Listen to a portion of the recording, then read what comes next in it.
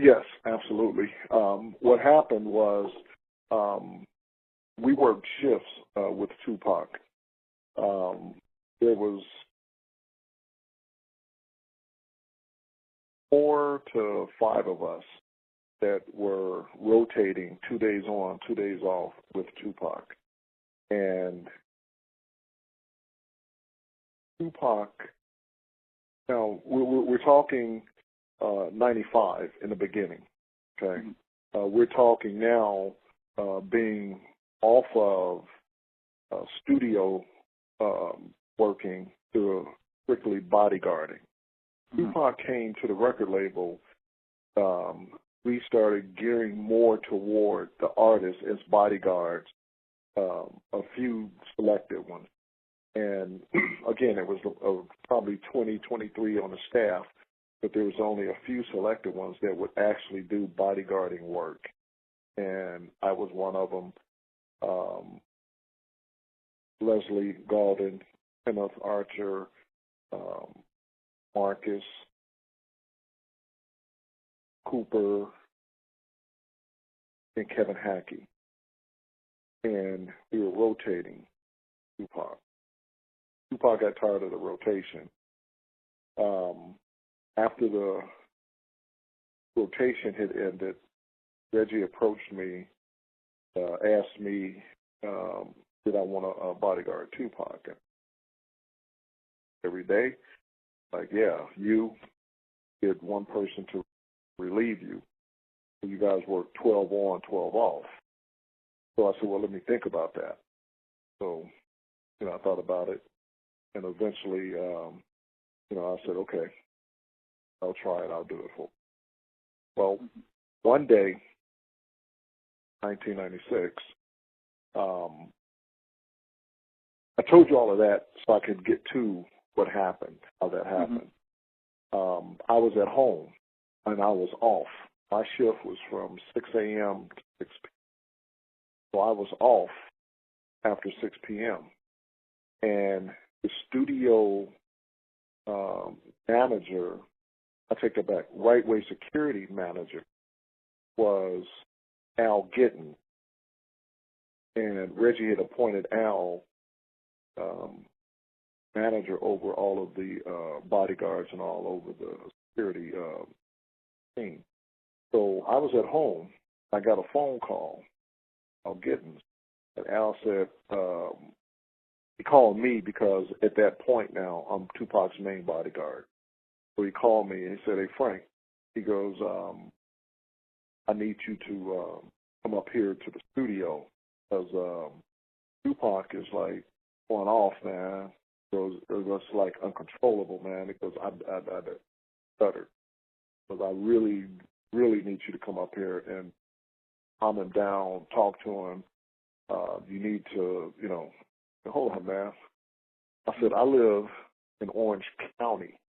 I'm 2 hours from that studio. I said, if I were to get in my car and start driving to come up there, I said, Tupac is going to take those DATs, which was the masters, and there's no way he's going to be there by the time I get there. Would you think he's going to wait because I'm coming? I said, no, but I'm not going to drive way up there. I said, because he'll be gone. I said, why won't you give him to him? And he said, well, Spirit said that no artist can take masters out of the studio anymore. I go, what do you mean? I said, they do it all the time. He goes, no, they can't take it. They can't take them out anymore. That's like new. It just came down. I said, man, do we have it on a cassette? Like he done recorded them, to a cassette so he could listen to them? Because Snoop, all of the artists, all of them, would record from the dance to cassette tapes.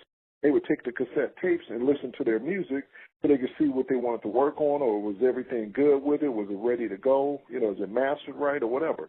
I have CDs. I have cassette tapes of Tupac's original music that people have never heard because they would leave that stuff in the studio. In the limos, or leave it in the cars and stuff, and we would pick this stuff up and give it to them. They go, I don't need that, or I don't want that.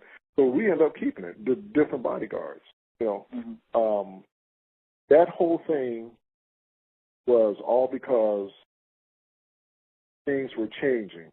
Like your last question about the atmosphere. That's when the atmosphere really started changing. Tupac was one of those type of people, you couldn't tell him what to do.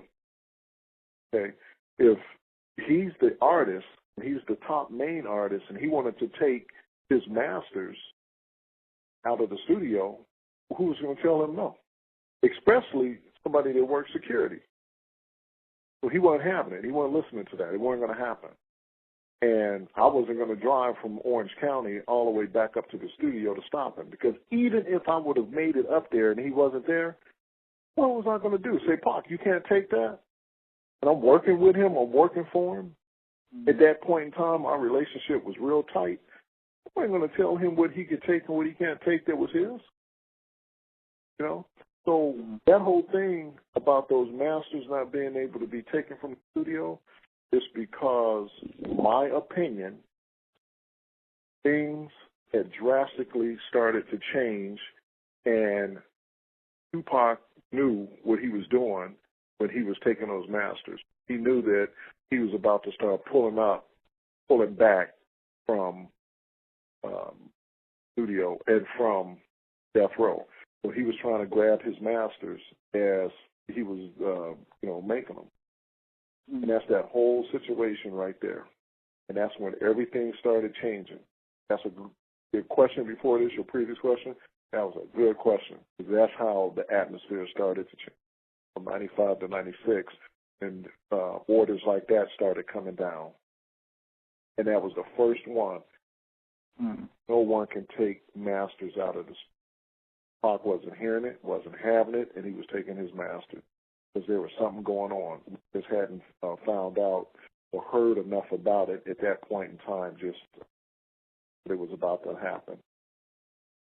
So did he take his masters that night that you know of? He walked out that studio with his masters. Now, don't forget, he did over 200 plus songs. He didn't take all those masters. He took the masters of whatever it was he was working on. Whatever he was presently working on, which I believe was the Machiavelli album. Also, there was an album he was working on called One Nation. So it could have been either or, one of the two of those masters that he was working on. That's what I am assuming. I don't know. And when I saw him the next day, by no means did I bring that up because it was none of my business, and I really didn't care if he took them or not. They weren't mine. It was a moot point by that time.